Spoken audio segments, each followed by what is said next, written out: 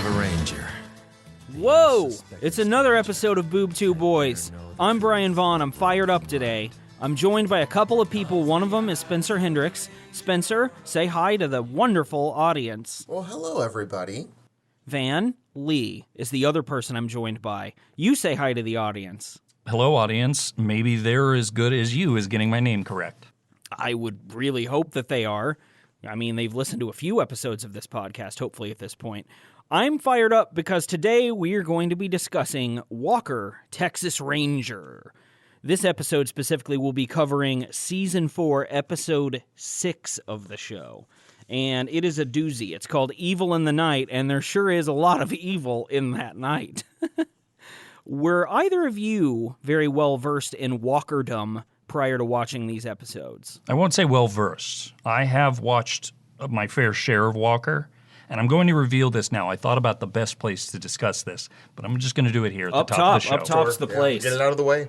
I watched this episode a month ago. No joke. Because on Pluto TV, which I won't brag about Pluto or Yeah, you're not going to champion Pluto sure, necessarily. I'm not, because I will champion Tubi. But Pluto's pretty solid. There's just too many commercials. Anyway, on Pluto, they have all kinds of free stuff, and on the live television section, they have like a Walker channel, and for whatever reason, I watched 2 or 3 episodes, and I saw this one, and this is what drew me in because it's just batshit crazy. It is so nuts. It's just wonderful. So I am familiar with Walker.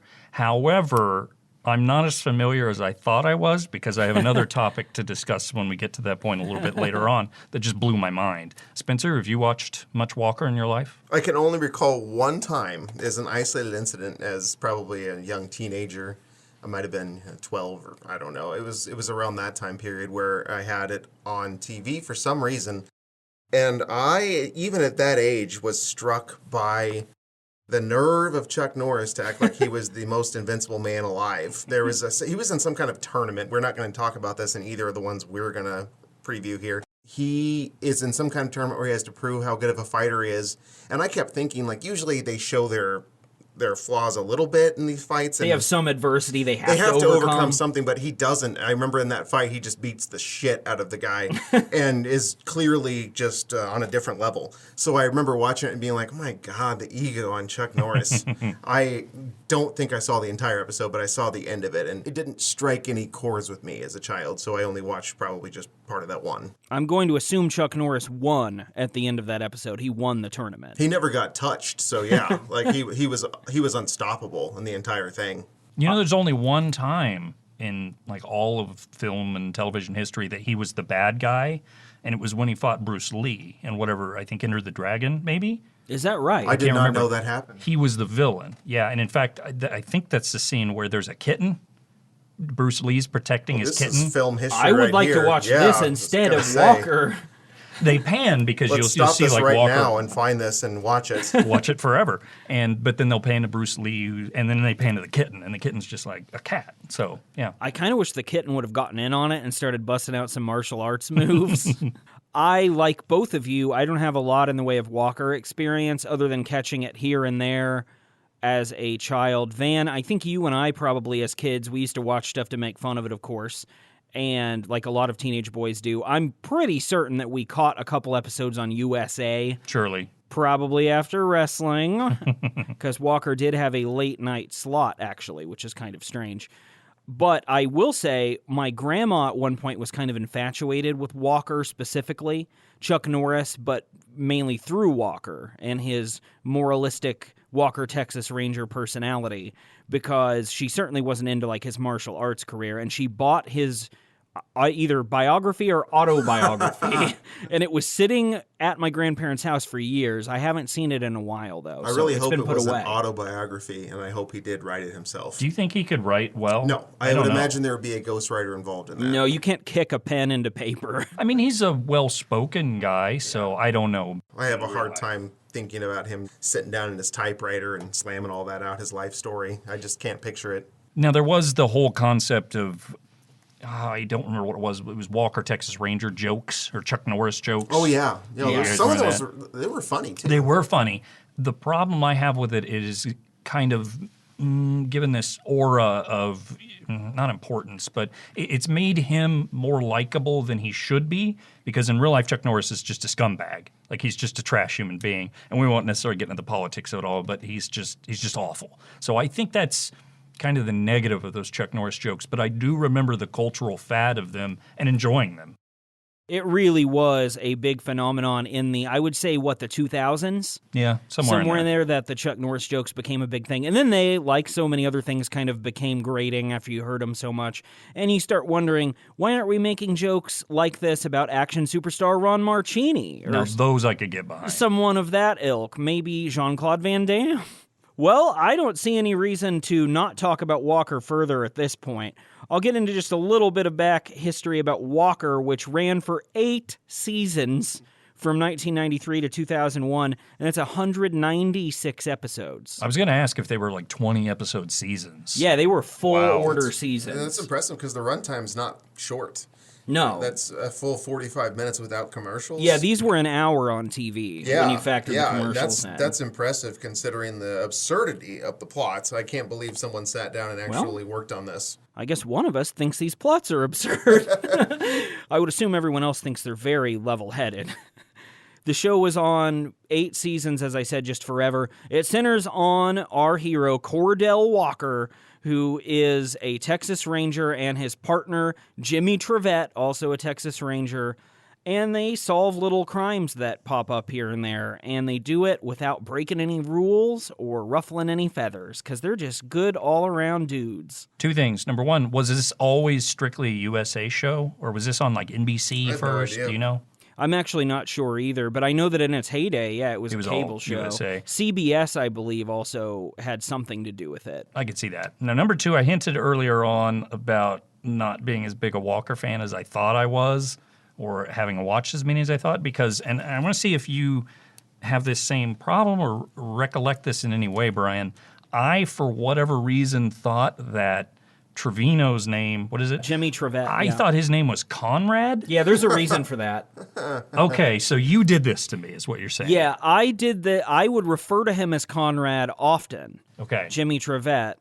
And the reason that I would do that is Clarence Gilliard, the actor who plays him, played Conrad in Matlock also. Okay, Which is maybe what I that's it. originally knew him from, and then he showed up in Walker as well. Wait, so he was on both Matlock and this? He sure was. He What was a in career. Matlock and Walker, Texas Ranger. I would assume he will be, if there's an acting Hall of Fame, Clarence Gilliard is headed Enshrinement, for that yeah, Hall of it's Fame. coming. Okay, that at least makes sense to me, because I remember seeing this first episode and they're like, Trevette, and I'm like, what? Who the hell is that? His name's Conrad. And then I looked up the IMDb. I'm like, I know better. And then I found I know out, no, this guy not at has all. to be Conrad. I wonder, as a kid, even like if I knew his name in Walker at any point, or if I just insisted that he was Conrad McMasters, which was definitely his Matlock name. Well, I do have to say, I don't think knowing the names is terribly important in these. I just now learned what Walker's real name was. Cordell. When you Cordell? got into that, I had no idea it was Cordell. Well, and technically his given name is Cordell Firewalker, Oh, okay. but he got made fun of for being white amongst his tribe, so they shortened it to Solidarity. Cordell Walker. Yeah, Me and Walker. and he has lost touch with his tribal ways or whatever it is. As we talk about this episode, Evil in the Night, Van, you'll be called on often, as you are largely Native American, Despite not looking like it. despite not looking like it. So you may have some things to say about the plot of this 1995 episode of television. Let's just dive into this thing. If you say so. Just face first into this pile of Walker. Okay, that's the only way to do it. Rip the Band-Aid off. Evil in the Night opens outside of Walker's home when his horse is spooked by a malevolent owl. Yeah, it didn't wait. It just went right into this. I don't think it was an owl. It was like a hawk. It could be a It was hawk. a bird of prey. It was We a know menacing that. bird. A raptor. It's a bird who was staring down Walker. Walker comes out to calm down his horse, who gets spooked by the hawk owl. And the owl hawk stares him down. They get engaged in some sort of a staring contest before the hawk then comes at Walker. Walker gets a glimpse of a Native American face, Well, maybe. someone dressed up as a Native American He face. gets a glimpse of someone in face paint, and then the bird flies off, leaving only a single gigantic feather Oh yeah, that behind. feather did not match that bird at all. I would have wanted to use that as my personal quill if I'd got that thing. Well, here's the thing: if the feather actually touches the ground, it's not considered desecrated or bad. It's just you cannot use that in your headdress or whatever else you may be making. You have to get them before they touch the ground. Wow, Fun I fact. definitely did not know that. And that's real. I did not pull that out of my ass. That's a So- real thing. I Walker just would know lie. that. I'd lie and say I got it in the air. I find it really good in the ground and be like, yeah, I know I pulled this right off that owl. Right up out of the sky. You would think Walker would know that, being as he was raised by his Uncle Ray after his parents died when he was young. Okay. That's how he got the Firewalker surname. And we'll get into that further because a lot of Walker's heritage comes into play in this episode. Does it? Heritage. Heritage, scare quotes being applied by Van here. You guys can't see that, but I'm telling you. I heard he was part Cherokee, is the rumor. That's actually not the scene that brings us to the credits. I thought that it would be upon watching this episode, because now we cut to a construction site where that hawk is again whooshing around inside the moon or something like that. Some lightning that looks super real is striking on a dark and stormy night, and a couple of cool teenagers are trying to break into a construction site and hop the fence. Teenagers. Yeah, teenagers. This is a trope we've come across a lot, but a lot of older actors playing younger roles in these shows. I don't know if that happens so much, surely it does, anymore as it did then. I mean, look, I get it, because you have to hire these actors, and you want trained actors. You want people who at least look like they can competently know what they do. Yeah. And kids don't, essentially. So No, kids are stupid. I get it. However, they just do a terrible job of picking the people to represent them, or the right older actors who look younger. They don't Yeah. pick the right ones, and they just look old. This isn't Tommy from California Dreams old. No, but this is guy, old. no one here is weathered. Can't all be Haley Joel Osment or Macaulay Culkin. Have Come you on, seen guys. Haley Joel Osment Yes, I recently? have. Jonathan Lipnicki. Something happened to him. Yeah, I feel bad for that Something guy. bad happened. He looks a little not like he did when he was a child at this point. The kids we see in this Walker episode, though, there are two of them. One of them is hesitant, and he's not sure if they should go into this construction site.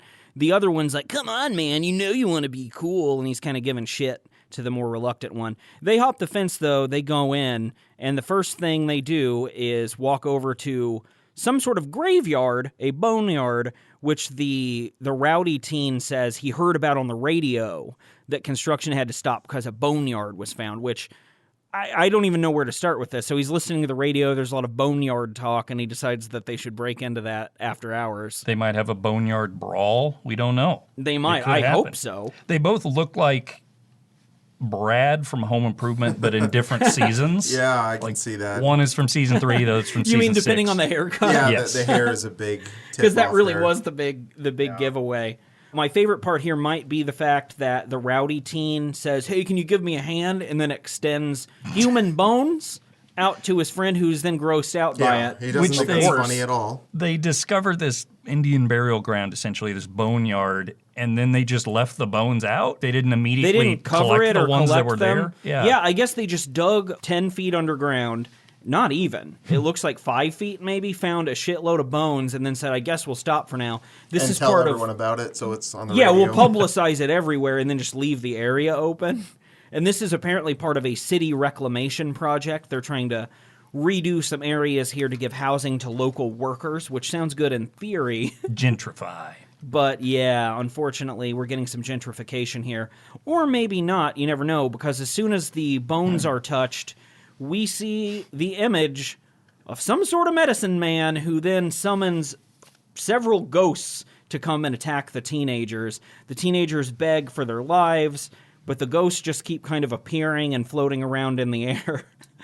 And our main leader of the ghosts here, the medicine man, he screams out that spirits are crying with pain and then does a lot of moaning, and we cut to the credits as the boys are surrounded by ghosts. This is how I plan on hunting you guys when I die. Okay, real note here. When I was watching this, I watched it with my girlfriend Katie, who's been mentioned on this show before. And I don't remember how it came up, but she referred to him as the Native American faced killer. That would be the best member of the Wu-Tang Clan. Yeah, instead of had Ghost that Face happen. Killer, Yeah, of course. Native American faced killer. We cut to the theme song, which I think everybody kind of knows at this point in time. It ends with That's Where the Ranger's Gonna Be. It's sung by Chuck Norris, I figured. of course. And it's super cheesy. We get action shots of the cast members. Pretty traditional 90s theme song. This is technically our third show, if we include the Mad About You bonus episode where the lead actor or actress sings a song, right? Because we have Mad About You, California Dreams. Yes. And then we have Alf, of course. No, Chuck Norris, Walker, Texas Ranger. So Alf is the only one that wasn't so full of themselves that they made their own song. And then, of course, Columbo sang his own theme as well. That's right, yeah.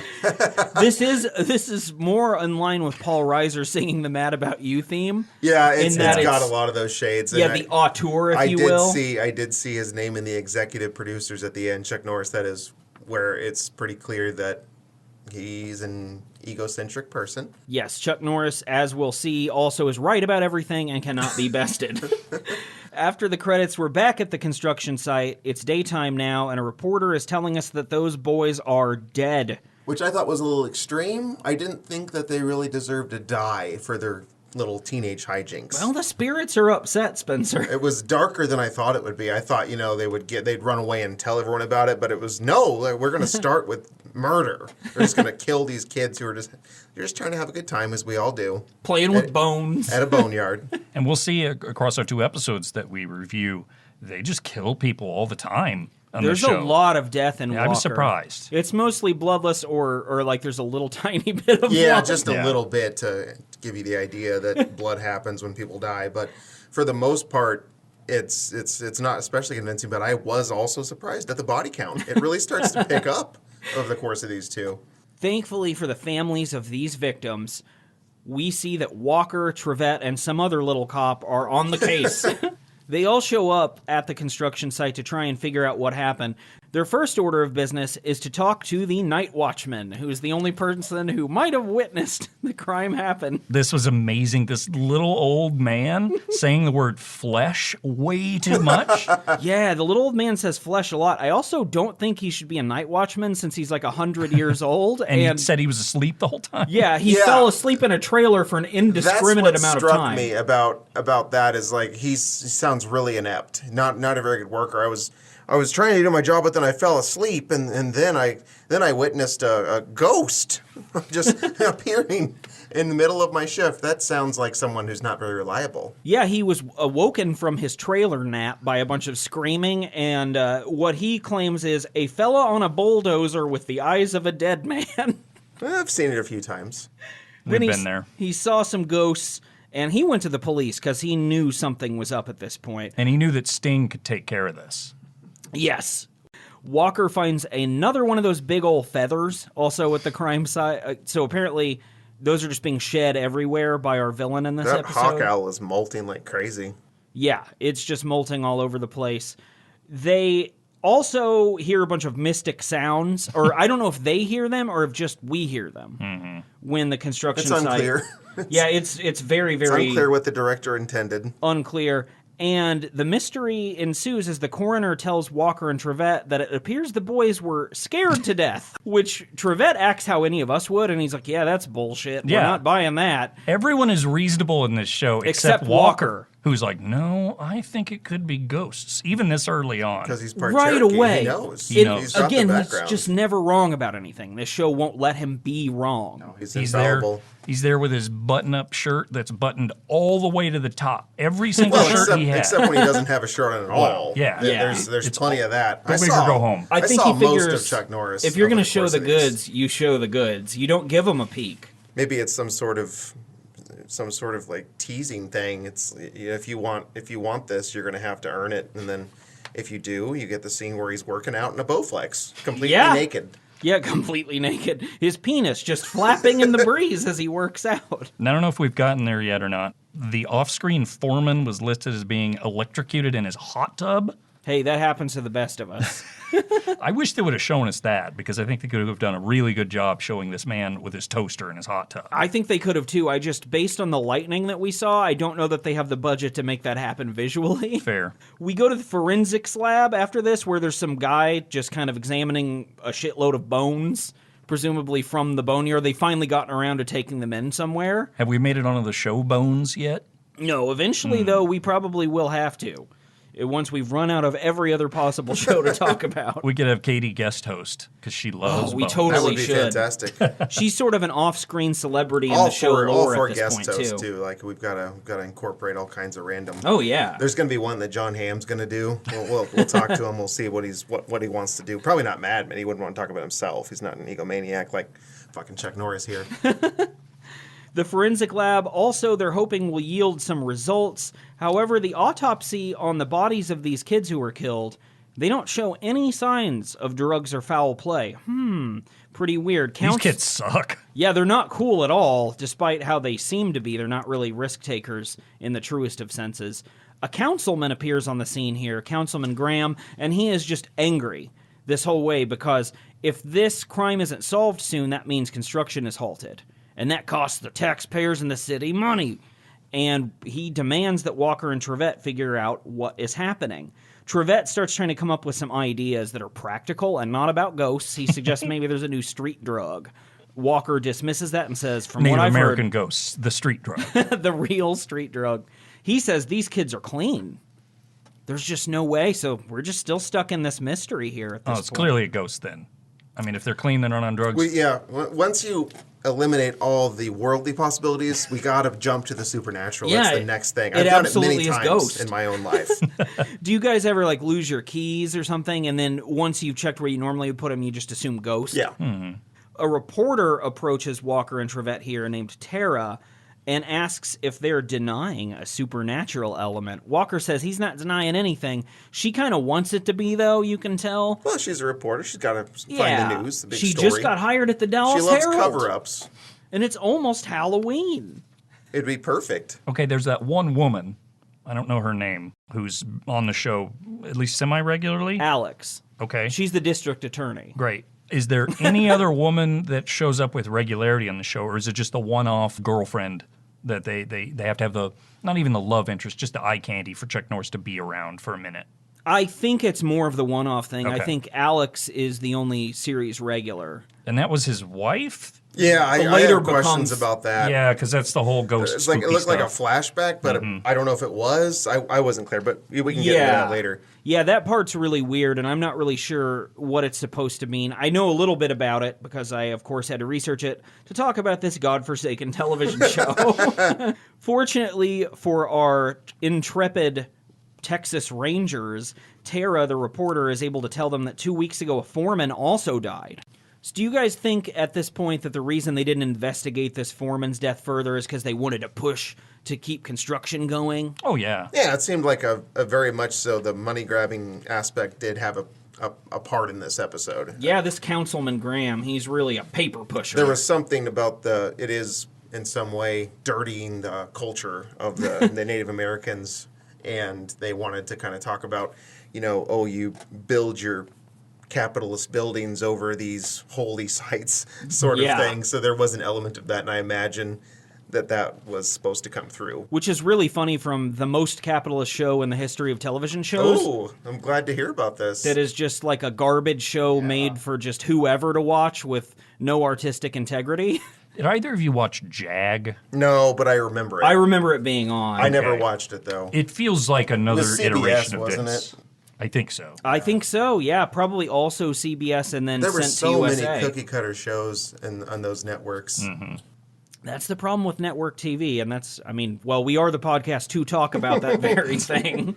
It's no Major Dad, but, After we find out this information from the reporter, Walker is still thinking maybe it's ghosts. Trevette is still not. Walker says he knows what to do at this point. We flash to the office of Kyle Jennings, who is the head of this construction project. And this is what Walker was thinking. We go to the source of the water, so to speak. We go to the guy who runs this construction project. not the firewater, though. No, not the firewater. Unfortunately, it's not good news for Kyle Jennings because before anyone can get there, he's attacked by, again, this same medicine man who we find out is called Running Wolf. And he's begging for his life, Kyle Jennings is, in his khakis, that he might have peed at this point. He's telling him, please don't hurt me, Running Wolf.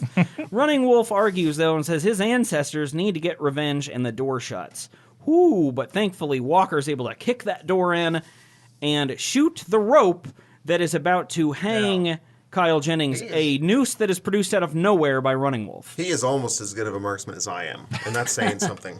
He just shoots that right in the middle of the rope. Subscribe to Patreon to find out more. Yeah, to find out that. more about Spencer's marksmanship abilities. It was amazing. I thought that was, I was like, whoa, clapping. What if he had missed and just shot him in the head? You know, just... Problem solved.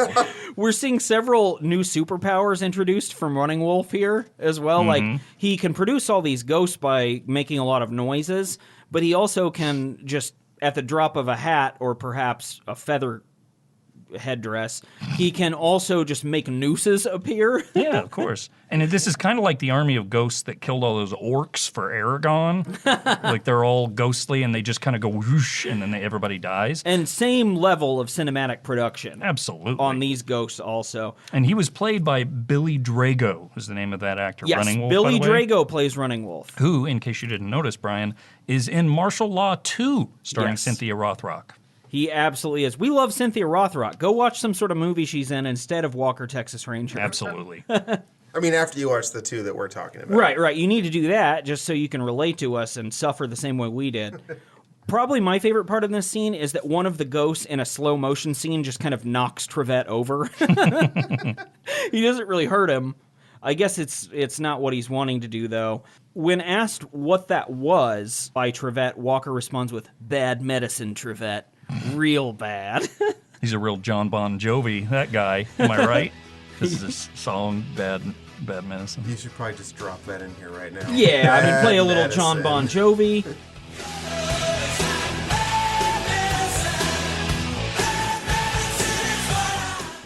We go to Walker's desk, I assume at the police station, and Alex, who's the DA and a woman that Walker has a little bit of a crush on, she comes up and says that Kyle has been ranting about a murderous medicine man, and Walker goes ahead and corroborates the story. Alex, just like Trevette, is like, I don't think that that's true. Yeah, no, Walker too easily just keeps buying into the ghost medicine man stuff. Just immediately, yeah, it's clearly that. No question in his heart. He's part Cherokee, he knows. He knows. He knows. It's in his blood. Maybe that's just a Cherokee thing, because I don't have any Cherokee blood in me. No, I was Creek was my thing, so I don't know anything about the Cherokees. Do you guys have any Comanche blood? Nope. Because Running Wolf does. Comanches were mean. My Native Americans were very nice. Walker doesn't know what to do at this point because, as we've talked about, he is totally buying the ghost theory. So he goes to visit his mentor, or one of his 70 mentors, who is a guy named White Eagle, who I kept in my head calling Giant Eagle like the grocery store chain. I mean, he looks like a pretty big guy. Sure. White Eagle says there's sorrow in Walker's heart, and he needs to help him with this. The problem is Walker tells him what's up and what he's seen and the visions that he's seen. Unfortunately, White Eagle, the best he can do is be like, oh, okay, well, I think this guy is Comanche, and I think he's some sort of witch. Also, you don't stand a chance against him and you're going to die. Yeah. Is this where he mentions that it's not really Running Wolf, it's actually like a conflux of I think spirits? that's later, but yeah, he basically says it's not that guy's Yeah. fault. I think it's in one of spirits. about 7 scenes with White Eagle. Which he's always in the same place, right? Isn't he always by his tree? Yeah, just some random tree. You can just go find him anytime you want. If you just go in the forest, he'll just be sitting there whittling something, sitting against a tree. There is a teepee at some point. Okay. So I do recall Well, seeing let's that. let's make sure we get that involved too. Because they're like... We can't forget about the fact that they were always in teepees. Yeah, I mean, it's the 90s. This is no longer, not the 1890s, and yet this guy still has a teepee. Even Native Americans who are really deep into their culture and are trying to keep it alive, the culture alive, they don't live in teepees, No, guys. why would you? Look, that's what I did it again. That's what White Eagle does. he keeps it super, super traditional. I also like White Eagle that Chuck Norris comes to visit him. I think the first time they talk, immediately takes on the psychologist role and is like, "What's bothering you? There's something in your eyes." You know, he immediately has this sort of presence about him where I guess that's something Chuck Norris does. Does he go seek out White Eagle every time he has a bad day at work or something? And White Eagle says, "What's troubling you, my son?" That Have a sort seat of on thing. my couch. Yeah, Let's Have a discuss. seat on Have a my seat on my ground tree. by this tree. Now, they did get a Native American actor, I mean, most assuredly, to play Giant Eagle, as Yeah. you would say, Brian. However, he's one of those actors that is clearly chosen just because of his look and not the fact that he's probably not an actor. The way they read lines, you'll see people that do this where I don't know, it's hard to describe. Like the kid reading a book in English class when everybody had to read a chapter. And Yes. when it got to this kid and they read with emotion, but the wrong emotion, that's kind of what it feels like when he spoke. It does, and we actually get to hear the same lines over and over again because all the advice that White Eagle gives to Walker here gets repeated in reverbed out voiceover. Yeah, you hear it a bunch. It's astounding to me how Walker, in the middle of his real-time encounters, presumably death-defying encounters, he can take 30 to 45 seconds to stop and remember White Eagle's advice. Yeah, and then it trails off like, remember. It's very remember. fortunate. Yeah, he can just kind of stop things and do that. That must be a Texas Ranger thing. Walker actually argues with White Eagle and says, look, I can totally kill Running Wolf. I've got Cherokee blood that still flows through my veins. He's I've got Cherokee. no choice.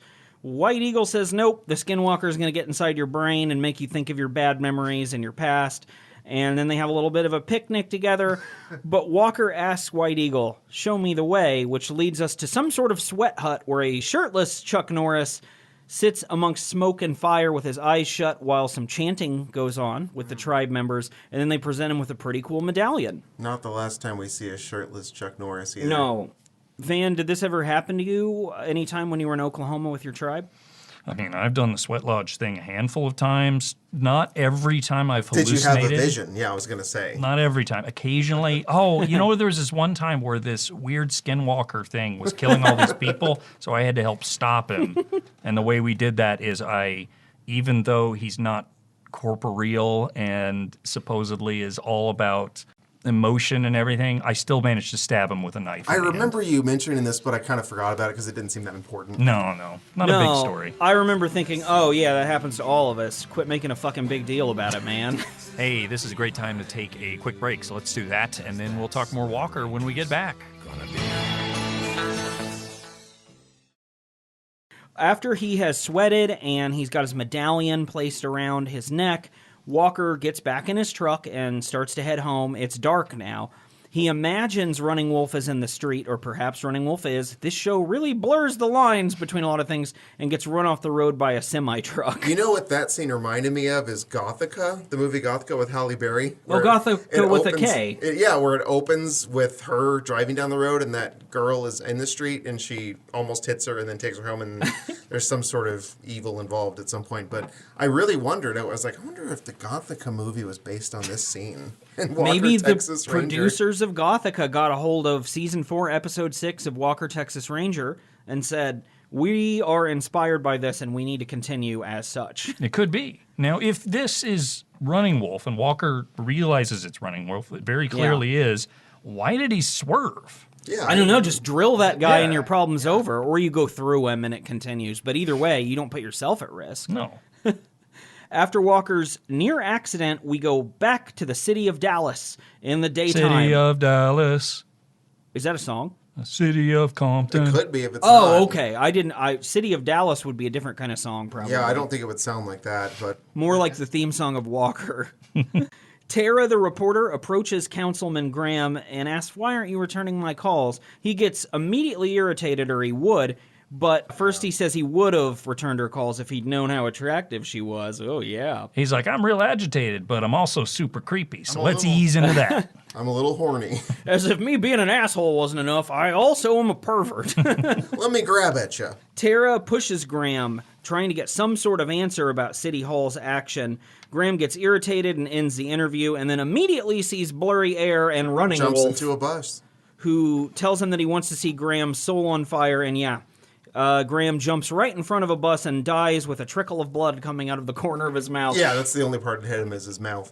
I was reminded of The Happening with that, and what's that movie with Sandra Bullock where they have to blindfold themselves? Bird Speed 2. Bird Brain? Speed. Gravity. Bird Breath. Cage. The Blind Side. Owlbat. At some point, we'll figure what's the one out. I haven't is. watched it. Is that good? I've heard good things. Bird Box. It's quite suspenseful. It's quite. Have you seen it? No, I haven't. It's quite good, and it has that same element where people at some point will just kill themselves however they can. So that's what it reminded me of. That's a better version of The Happening, by the way. The Happening is terrible. It's the worst movie I've ever seen. Are you eyeing my lemon drink? Have you seen that? Oh, yeah. Do you like it? Probably my favorite part of the happening is when Mark Wahlberg, the world's basically on fire, and Mark Wahlberg's like, did you have dinner with another man? They just had tiramisu, as I recall. That's what I remember. It was not an affair. But anyway, and that was... And even if it had been, the world is ending. That was Good Girl. What's that actress's Bird name? Box. No. Sandra Day O'Connor. No, the actress in Halle that. Berry. She had her own show. We can cut some Zooey of this out. Deschanel. Yes, there you go. That. Oh, Zoe, I forgot she was the She was woman Mark in that. Wahlberg's wife, and yeah. So that's to circle back here. That is what I was thinking of. There is this guy he's giving an interview 1 minute and then he's jumping into a bus the next. So everyone's wondering what the fuck's going on. And that does continue. We're back inside maybe City Hall, maybe the police station. It's really hard to tell in Walker, where Tara the reporter tells Alex, Walker, and Trevette about Graham jumping in front of a bus.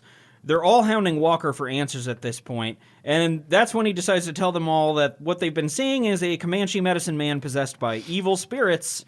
Trevette tries to save it, probably thinking Walker's nuts. He's like, maybe it's toxic gas or something? I don't know. That's when Alex reveals to all of them that Kyle Jennings, the construction leader, he's been hung in his own home, so I guess Running Wolf did produce another noose to get that job done. Look, Running Wolf is really good at killing people. He's busy. He's awesome He's at it. impressive. What was he doing before all this? Making nooses for a living? Something with beads? He seemed like he wasn't killing that many people before now. No. But now he is. And it's just because they unearthed some bones? Well, I think he was Bones.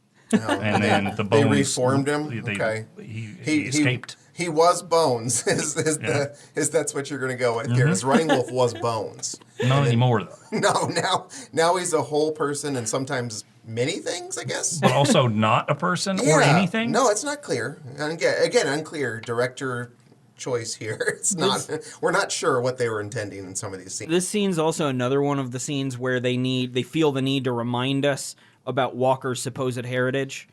They have he's part Cherokee. Did you know that? Yeah, they have Trevette do that exact thing. Look, man, I know you're part Cherokee. Trevette also in this scene, frustrated that forensics can't solve it or any sort of modern technology, because that's kind of his thing. He screams what is hilarious now. He's like, it's 1995! Yeah, that was... I chuckled. I gave it a chuckle. We cut to a couch that's probably in Walker's home. Again, I don't really know. There's a fire that's also happening near this couch. And Trevette and Walker are having a little bit of an intimate discussion. Trevette informs Walker that the sketch that he made, so Walker's probably an artist, of this Comanche assailant was sent to the Comanche Nation, and they've ID'd him as Running Wolf. Let me get on the horn. I've got to talk to the Comanche Nation to identify this murderous scoundrel we've come across. Let's find our hand-drawn database of former Comanche warriors who have become some sort of spirit men. Oh yeah, that's Running Wolf that you've drawn there, Chuck Norris. Oh, and Chuck Norris, Walker here is wearing some real awesome stripy pajama pants. Oh, yeah, I remember those. They look like comfy candy cane PJs from Walker, which seems kind of out of character. I'm not really sure. Well, he's just trying to show off his ass. At this point, also, Trevette tells Walker all of the information he got back from Comanche Nation, such as that Running Wolf can change shapes at will, including wolf, snake, and raven, and then says, hey man, that's not possible. Walker says it is, though, because Indian shamans are closer to nature. And then Walker says he has to take on Running Wolf alone. There's some reasoning he provides for that as well. It's a tribal thing. White man's rules don't apply here. I'm not a white man, remember? Well, you dance like one. Okay. So the show is playing fast and loose with the concepts of race. I actually kind of like this. I thought this was funny. They acknowledged Conrad's background. But We're just going to call him damn Conrad. it, I did it again, didn't I? I think we should just do that. Yeah, fuck it. But it wasn't Conrad. necessarily a negative thing towards No. that. So I thought this was kind of funny. No, it's totally fine. No, it struck me as that he didn't see him as any different than him or whatever, So he Then his just gingery referred Cherokee to- ass. just referred to him as the common man of The any white kind. man. Right? Yeah, which there can't get more common than that. At least not where we are. No. No, not in the Midwest. My most disturbing part of this whole scene is when Trevette leaves and Walker puts his leg up like on a stool or something so high. No reason to be doing this. It's No not a human would do comfortable that. position. It's like a stretching thing, but he's just kind of peering off into the distance as he places his leg like head height on some sort of stool or something with his striped candy pants. Well, how did his ass look during that? Well, we can't see it. It's not Stripey. facing the Because camera. I didn't notice. I did not notice this scene. Some crew member sure did, I'm sure. Yeah, they're like, we got to yeah. get this. Or Walker ordered it. Chuck Norris, rather, not Walker, the character. One and the same. Always right about everything. Always knows when it's supernatural. And part Cherokee. Walker's house is about to get rocked by Running Wolf, though. Running Wolf stalking the exterior of Walker's house. Coyotes are howling into the distance, and Walker is having a dream while Running Wolf is approaching. In this dream, Walker is wearing a sweet white suit.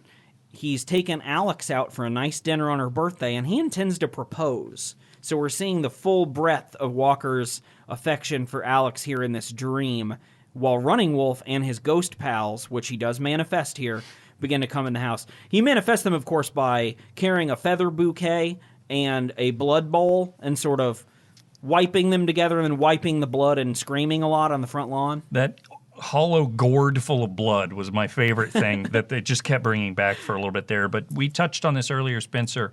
Was this a flashback, or was this it sounds like what he it's- wants to happen? It sounds like, you see, I don't know enough about the characters. It sounds to me like the way you presented it is that it's not real, right? It's not. He's having a dream. I see. So Right. he's just obsessed with her. He's essentially. obsessed with Alex, That's and creepy. I don't thought know it if was he's told her I at thought they this had point. A past. Well, You they know each other very well. I thought they had a romantic past. They have a romantic future. But still, why is he having? I don't like it. I'm not comfortable right And now. they also might be dating at this point. It's just in the episode, It doesn't seem like they were. It doesn't seem I like think it. he's got a little bit of a fixation going on, and I want to stop it right now. I want to have him not do that. Well, when they talked to Great Eagle or whatever about Giant Eagle. Giant Eagle about being able to fight Running Wolf or whatever, Yeah. the Native American shaman basically said he will get in your brain, look at your memories, Yeah. and cause you anguish. That's why I thought it might have Well, been a that comes up flashback. later, obviously. Yes. Well, yeah, but I thought this could have Right, been a flashback and I because of did that. think it was a flashback. This happens while Walker's asleep, so I believe he's dreaming of what he wants here. He's having an intense dream that might be brought on because he knows he's about to go into battle against Running Wolf. Running Wolf, after he slaps a little bit of blood on his neck and screams some more, he and the ghosts go inside Walker's house and levitate him for a little while, which causes Walker to, I guess, strangle Alex in the dream.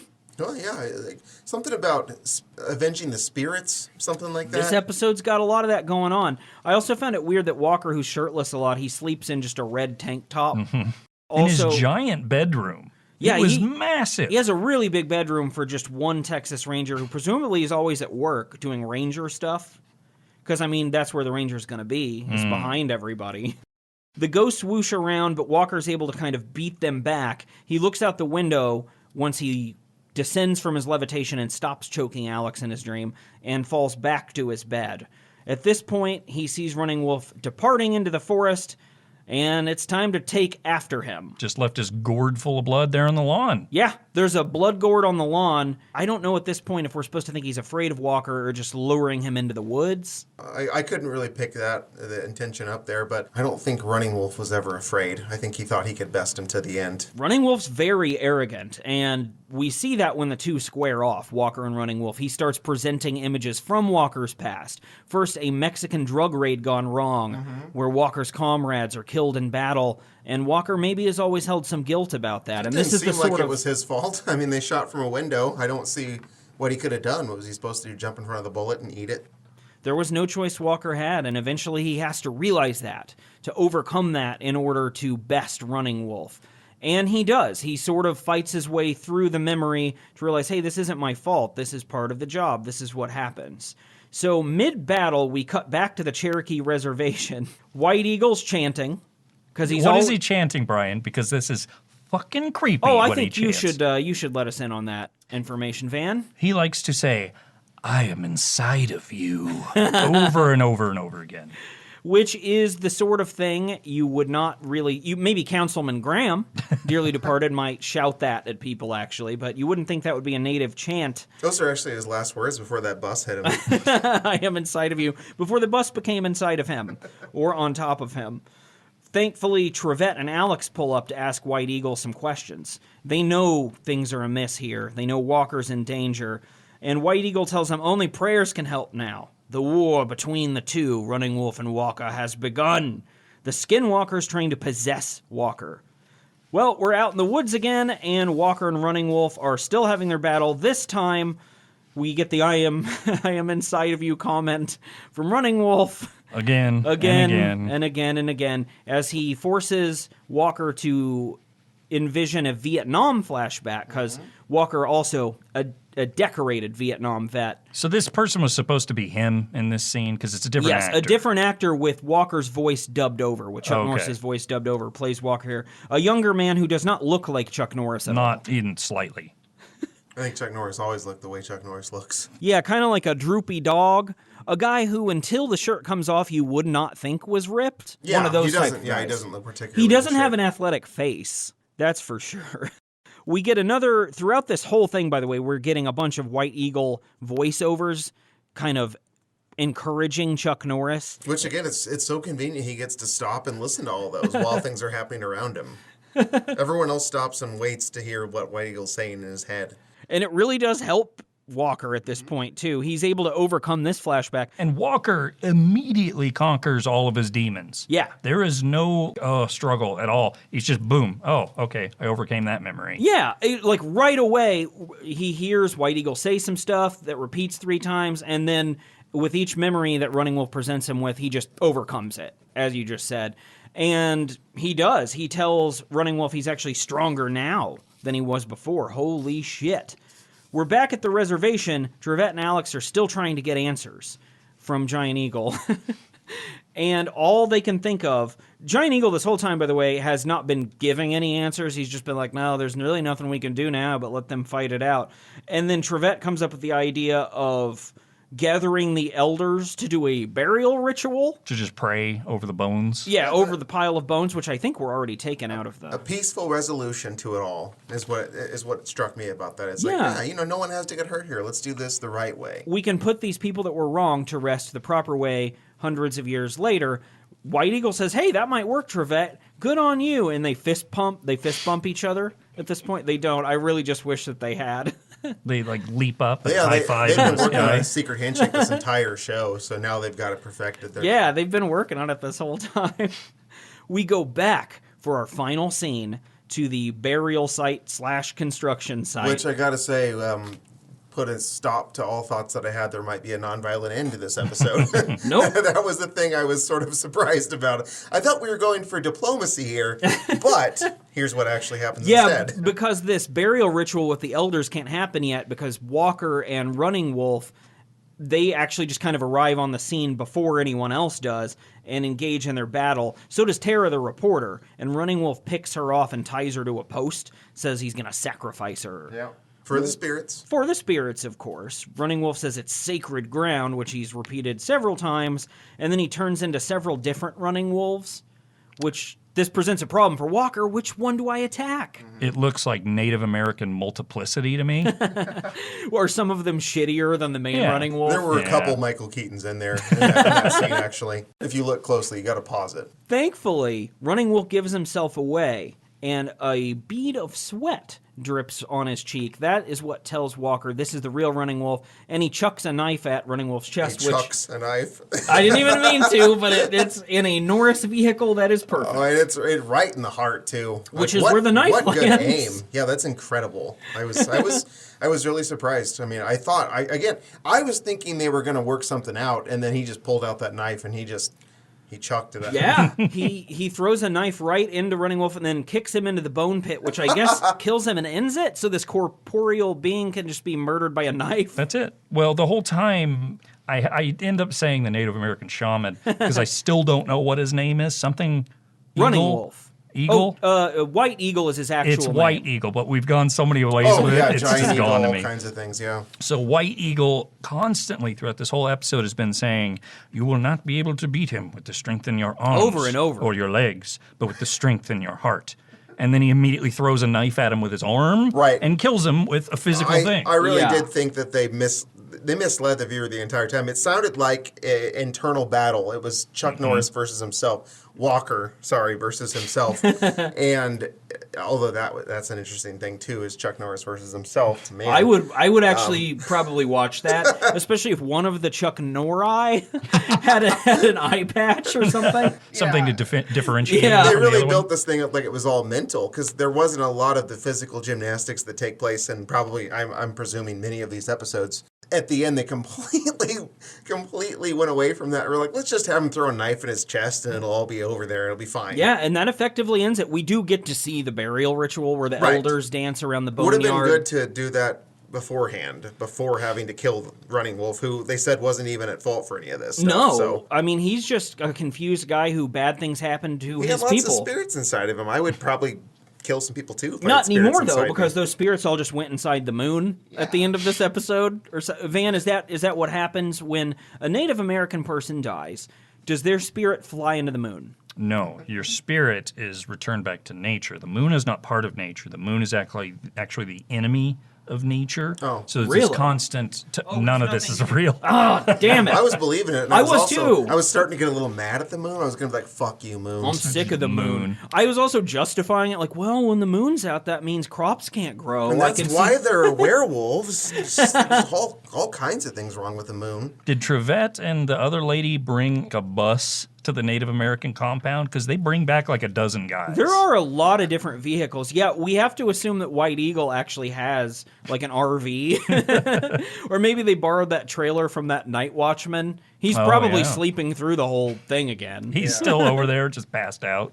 So what did you guys think of this episode of Walker? Kind of wild.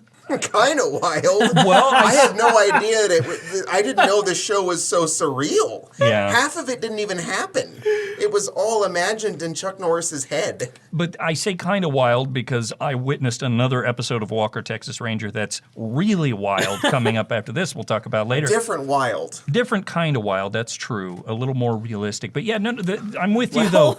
It was jarring that it's so out there. I thought this was going to be more procedural, more rooted in Right. reality. It was not. There was so much just imagery and voiceovers, flashbacks, things that were happening that I wasn't sure were happening or weren't happening, and I didn't expect that. That's not the kind of show that you do that with. I agree. I thought this was more of a cop procedural show. I did not know there were supernatural elements. I'm like Trevette. I'm like, what the fuck is this? Well, and that's my main point that I want to end with myself is we talked about this a little bit. I don't know exactly what the Texas Rangers do or if they're even real.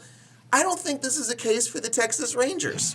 No, this is like a demonologist No, or I'd something. call the I don't know. X-Files people or someone else. Let's not call the Texas Rangers when you have a supernatural phenomenon going on here. That seems odd that they would have time in their schedule for that. All of that stuff that we mentioned too, the voiceovers and the unnecessarily long montage scenes, it just reeks of we didn't actually write a real episode of television or put any work into this.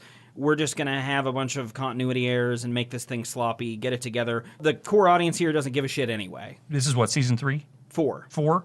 Were the first 3 seasons more rooted in reality? I believe so. The reason I picked this episode is because the description, which I sent you guys, sounded weird to me, like it shouldn't be a Walker episode. And it turns out that that's true. Yeah, I think it would have been really interesting if they would have stuck to the original premise, which is that it was an internal struggle he was having.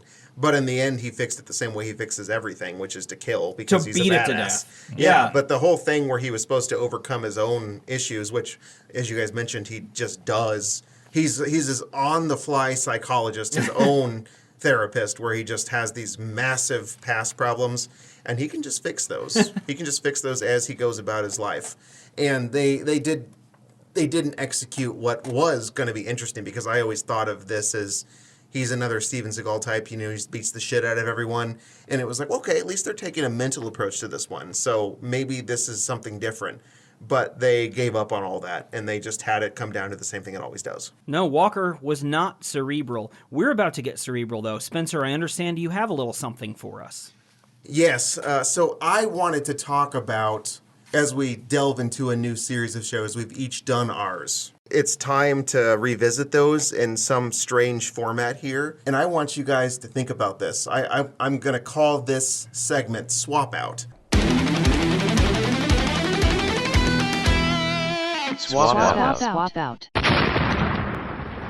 I want you to visualize the different lead characters of these shows in each other's roles. So I want you to think about how Chuck Norris might do as Columbo, or for instance, how Alf might do as Chuck Norris in Walker, Texas Ranger. And just kind of swap them out however you feel and tell me what strikes you and how that show might be. And California Dreams, that's a whole other thing.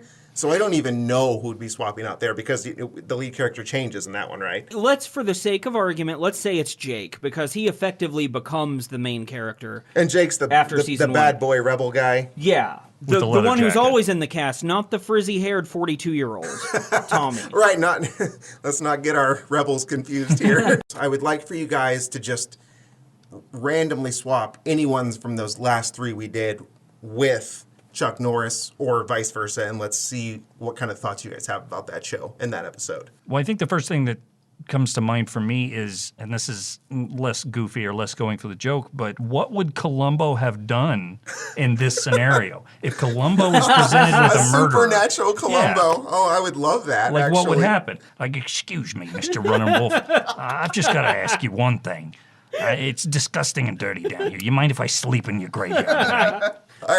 I feel like that's the episode that might have ended in Columbo's death. I think Running Wolf would have actually just killed Columbo, because Columbo he has the good fortune of dealing with people who think they can outsmart him, and Running Wolf is not. He's really just trying to wreck your shit. I will say right away, I do think Columbo would have provided an answer to what's going on faster than Walker even, because he's real big on motive. Let's see, who's got motive to kill kids going into a burial boneyard? Let's see, it's probably Running Wolf. We know he's been going on and on about it for years. Another one that comes to mind for me would effectively be Alf in the Columbo role. With the trench coat and everything. With the trench raincoat. coat, which I would like to put a trench coat over that horrendous puppet body. But the reason why is Columbo effectively irritates people until they give themselves away. That's true. That's, yeah. And Alf is very irritating, even when he's not meaning to be. He doesn't And he and understand Peter customs. Falk are roughly the same height. They're pretty close. Alf and Peter Falk are both about 3 feet tall. They both irritate people in their path. And I would be willing to bet both have done fine on the stock market. Hey, listen up, Donald Pleasance. I've got a question to ask you. Oh man, Alf drinking wine in that episode? I wish. That would be fantastic. Do you call this yell? Because it seems like you should stop calling it wine because it's nothing to whine about. Am I right? Oh, just one more thing. Alf saying that, yeah, that's the best idea ever. So let's focus on California Dreams. Who can we put in there? Should we put? What about Chuck Norris in California Dreams? How would that go? He's what not. would that be? He's not any older than some of the characters, No. I think. So if you put him in the Jake role, it kind of fits, right? They'd be like, "Oh, Walker, So dreamy. he's such a badass. He's going to challenge Tommy to a motorcycle race." I think he would have just beaten the shit out He of would have, Tommy. yeah, that, right there. that wouldn't have gone very far. He would have just roundhouse kicked him into a bone pit. Oh man, we can really tie all this in. Do you guys think Chuck Norris could wear a leather jacket? Yes. Maybe not I now don't because think he's so. an elderly man. I actually don't think so. I don't The red feel it. hair really makes that rough. I would like to retract my statement. You guys have actually convinced me. I don't think he could. Because going back to his face, which is kind of, and again, I don't mean to be derogatory, but it's kind of puffy or something. Yeah. I don't think he's like an ugly person No, or he's not. anything, but he's not like he doesn't have that rugged look or anything like that. I think there's a reason he has the beard. And I think that's, if he didn't have it, he'd be something. It's a Would good be beard. off. I like It is the a good beard. beard. Well trimmed. It is very well trimmed. It is, though, I think what I'm saying. He's got unfit face despite being a very fit person. Yeah, I and can he's see trying that. to guard against us seeing that with a beard, which beards are great anyway. We've all got them. We're all hairballs. That's why I do it. I don't like my face. I want to cover as much of it up as I can. I have it because there's too much of this going on. This Yes. jiggly stuff in the neck. Van so- is tugging at the neck fat that he has that I definitely also have, and it has long been why I've had facial hair. Yeah. Weak chin and neck fat. Chin. Yeah, I don't like my chin either. I think this is a very fascinating kind of juxtaposition here that we're talking about. But don't you feel like I know he can't. Van's making a face, and I don't know It's if I can a continue. face of delight. What about Willie Tanner as Running Wolf? I do think he has the murderous rage that Yeah. you would need to be a running wolf. But just a sad sack killing all these You kids. really, you just ruined. I had a whole thing I was going to talk about. Now I can't think about it because of Sorry. that.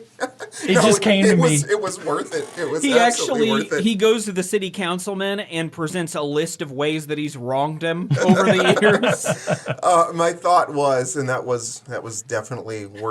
That made this whole thing worth it by itself.